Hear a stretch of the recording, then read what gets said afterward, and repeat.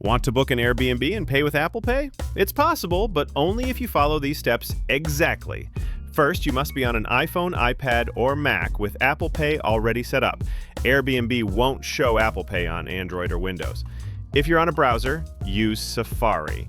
On mobile, open the Airbnb app. Both support Apple Pay. Search for a stay, select your dates, and hit reserve. Go all the way to the payment screen. That's where Apple Pay might appear. If your device is eligible and your country supports it, you'll see Apple Pay listed. Tap it and confirm with Face ID or Touch ID. Apple Pay isn't available in every country or for all currencies on Airbnb. It works best in the US, UK, Canada, and Australia. If you didn't see Apple Pay, try switching devices or browsers, or go to Account Payments to add a new method before booking. Using Apple Pay with an Apple Card may give you cash back on bookings. Always check your card rewards before you pay. That's how to pay Airbnb with Apple Pay. Like and follow for more Travel Plus tech tips that actually work.